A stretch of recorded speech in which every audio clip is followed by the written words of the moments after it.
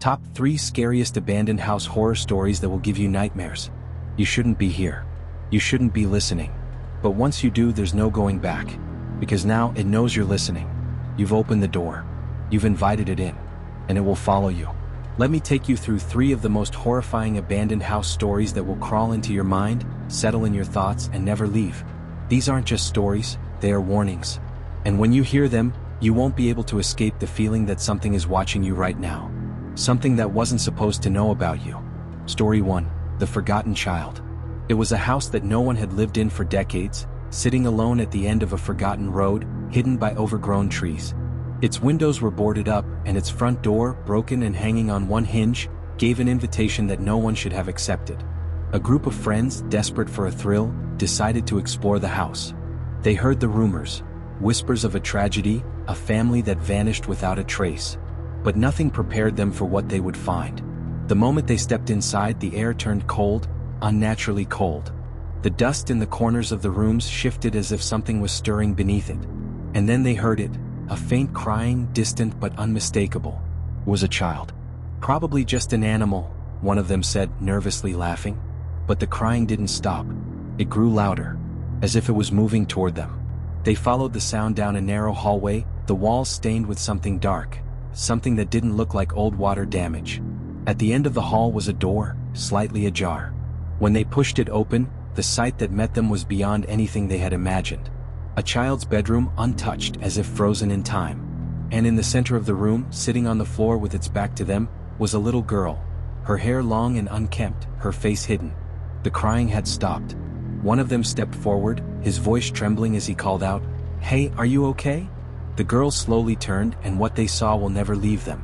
Her face was pale, but her eyes, they were hollow. Black. Empty. The room began to shake. The house creaked and groaned as if something was trying to break free from within the walls. The child's mouth opened, and a voice not of her own whispered, "You shouldn't have come. You've awoken her." Suddenly, the house seemed to come alive, its dark corners moving as though something was watching, waiting. The friends ran, but the house wouldn't let them leave. The door slammed shut behind them. The windows rattled, and the walls seemed to close in, trapping them inside. The last thing they heard before the silence swallowed them was the girl's voice again, this time much closer. "You can't leave. You never will." Story 2. The Silent House. A couple, seeking peace from the chaos of their lives, decided to stay in an old house by the woods. It was quiet, isolated, too isolated in fact. But the charm of the place won them over. The walls were covered in peeling wallpaper, the floors creaked beneath their feet, and the air felt heavy. But they thought nothing of it. After all, it was just an old house, right? They settled in for the night, their only company the faint hum of the wind outside and the occasional crack of the house settling.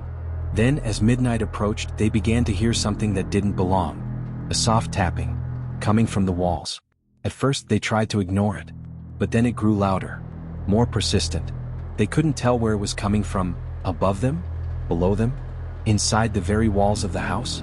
Then it started to shift, moving from one room to the next. They tried to find the source of the sound, but no matter how many walls they knocked on, the tapping kept moving. They were trapped in a house with no escape. And then the tapping stopped. And in that silence, a new sound emerged, breathing. Low, slow, labored breathing coming from inside the walls. But it was too deep, too wrong. They rushed to the door, but it wouldn't open. The walls seemed to close in, the house pulsing with an unseen force. The breathing was all around them now. It wasn't just in the walls, it was in the air, in their ears, pressing against their skin. They screamed, pounding on the door, begging for help. But the house just watched. It wasn't a house anymore. It was a thing. A thing that wanted them there. The last sound they ever made was a scream. And after that, the house went silent once more, waiting for the next. Story 3. The Eyes in the Dark.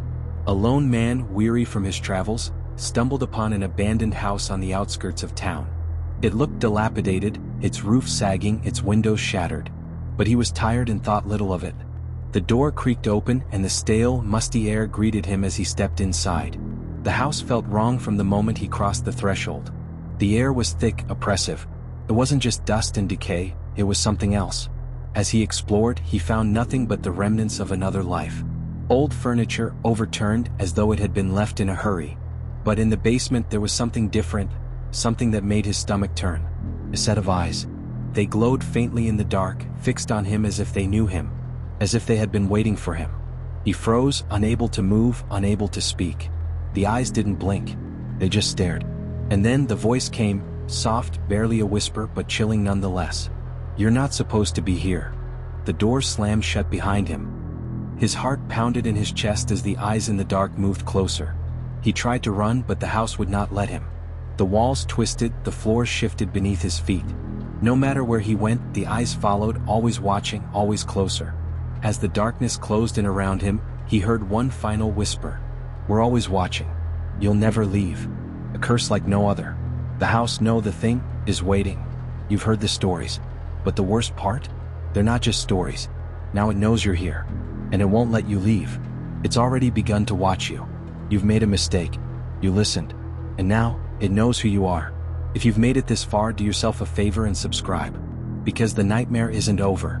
Not for you. Not for anyone who dares to listen. The house is still waiting. And it always will be.